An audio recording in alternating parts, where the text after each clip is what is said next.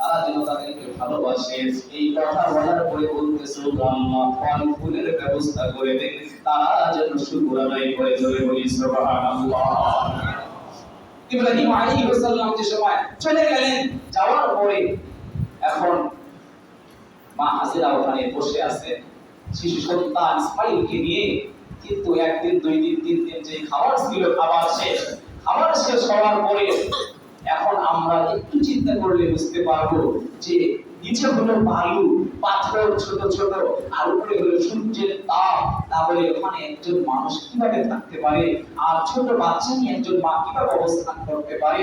এমন একটা জায়গায়, এমন একটা মুহূর্ত, এমন একটা সময় ইব্রাহিম আলাইহিস সালাম চলে গেলেন। কিন্তু মা হাজেরা ওখানে বসে বসে কান্না করতেছে আর সময় পার করতেছে।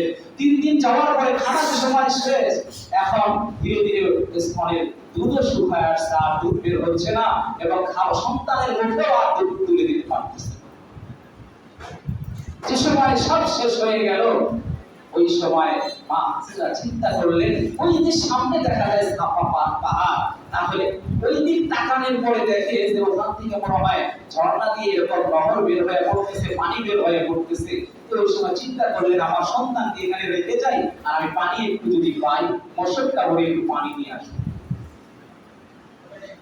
মা হাজেরা যে সময় ওই ফারহান নামক অর্থাৎ ওই কাবা ঘরের পাশ থেকে যে সময় ওই সাফা পাহাড়ের দিকে রওনা হলেন, সামনে যাওয়ার পরে সাফা পাহাড়ে ওঠার পরে দেখে যে না, ওখানে তো পানির কোনো ব্যবস্থা নাই।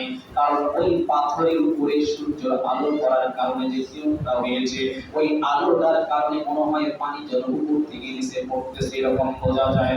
এটা দেখার পরে চোখের পানি ছেড়ে দিয়েছে। আয় আল্লাহ, এই তো আমার সন্তানরা হয়তো মৃত্যুবরণ করলে পানি দিতে পারবো না, পানির ব্যবস্থা আমি করতে পারবো না। ও আল্লাহ, কি উপায় হবে? আল্লাহ আল্লাহ বলতে বলতে আবার চলে আসলো এই ঘরের পাশে, যেখানে ইসমাঈল আলাইহিস সালামকে শহীদ করে রেখে গিয়েছিলেন। ওখান থেকে আসার পরে আবার যে সময় তাকায় দেখে ওই যে মারওয়া পাহাড় দেখা যায়, ওই মারওয়া পাহাড়ের দিকে যে সময় রওনা হলে মনে করলেন যে ওই যে দেখা যায় পাথর যে পানি পড়তেছে, পানির মতো কিছু একটা দেখা যায়। কাছে যাইয়ে দেখে পাথরের উপরে সূর্যের আলো পড়েছে, এই কারণে এরকম পানির মতো কিছু দেখা যায়।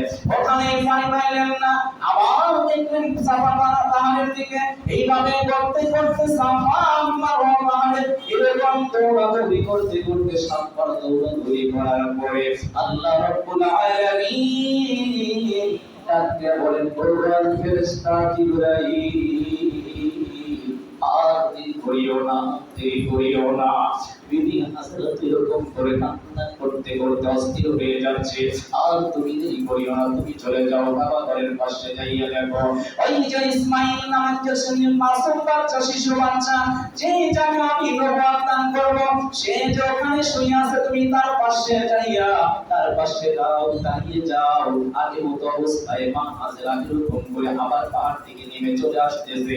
আসার পরে দেখে ইসমাঈল আলাইহিস সালাম শুয়ে আছে এবং জিবরাইল আলাইহিস সালাম দাঁড়িয়ে আছে। ওই পা নিয়ে যে সময় আঘাত করেছে, ওই পাটা নিয়ে ইসমাঈল আলাইহিস সালাম ছোট মাসুম বাচ্চা যে সময় এরকম পা নাড়াচাড়া করতে করতে মাটি ছড়ে গিয়েছে, ওই আল্লাহ তাআলার কুদরতে ওই জায়গা থেকে ঝর্ণা সৃষ্টি হয়েছে এবং ওখান থেকে পানি ওঠা শুরু হয়ে গিয়েছে। জোরে বলি সুবহানাল্লাহ।